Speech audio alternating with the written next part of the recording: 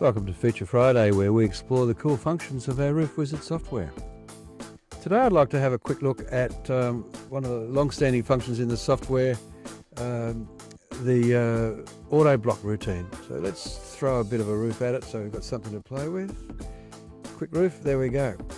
Auto block was developed for our Aussie and Kiwi customers especially, so they can very quickly get a material cut list, and using wide panels such as corrugated or clip lock. In other countries, like in the US, they do have wide panels. It's specifically useful for panels where the panel width is excessive, anything from 3/4 to a metre or 3 or 4 feet, and that's where the installers almost instinctively know that when they take an offcut, they can flip it into the other side of the roof, and they know what to do. So all we need to make sure is that we supply adequate material to do the job. So we go to estimate, and a couple of things to be aware of with auto block is that auto block only takes account of the gutter overhang. It doesn't take account of any of these other clearances. That's just the way it works. And so yeah, just keep that in mind. So when we then go to auto block, it generates a layout of just save that away as a job, and we're right. And so in theory, at least, that gives the installers the right amount of material to cover the roof, and it assumes that they understand that the offcut from these sheets will flip into that area, and the offcuts from these sheets will flip into that area, and essentially zero waste. So that's well and truly understood. Now there's a variation on this, so if I delete that one, there's a variation on this that we call auto block 2. It may not necessarily be perfect on this job, but it takes a slightly different approach. And this end and that end looks more or less the same, but it does a little bit things a little bit differently there. And there are some situations where auto block 2 will give you a more desirable outcome. So explore both. Some jobs will work better with auto block 2, and others will work better with auto block.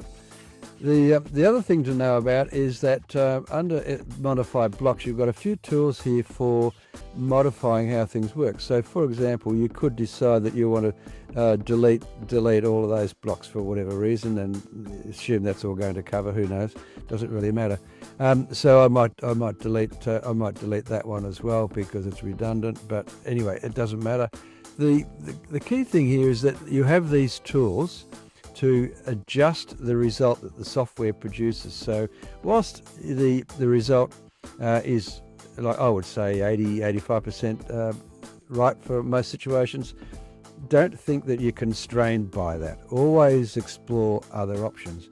And so the tools under modify blocks allows you to do a whole bunch of things. Like for example, I might extend the edge of this block, and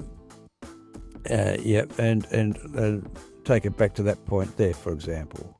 Why I do that, I don't know, it doesn't matter. And I might extend the edge of that one out to that edge. So then that block will cover all of that, and I might take this edge and extend it out to there. So that might be, in your opinion, a better way to lay out this roof. Play with these things. They all do something useful, and you may end up with a whole lot better outcome for your installers. Extending this a little bit further, if you then decide that you're going to use the block cut, where the software shows where all the offcuts go. So obviously the auto block and auto block 2 just draws rectangles. So that doesn't tell the guys where to flip-flop the sheets. They know what to do. They've been doing it for years. But block cut shows you, gives you the opportunity to show the installers where you want the offcuts to go. And a quick way to start the block cut method is to do auto block, and then use your block cut tools to move the blocks around, to put them where you want them, for the purpose of generating the block cut. So that will save you a bit of time instead of trying to manually create the blocks and do everything else you need, and then you might say, well, let's assign to that block that area and change the corner from there to there, and so on. You guys know how a block cut works, so I'm not going to do a video on block cut, but the Auto Block and Auto Block 2 have an extensive range of tools which move you along a whole lot quicker when you're generating a quotation. So give those ideas a thought, and that's about it for Feature Friday for this week. We'll speak to you again soon. Have a great weekend.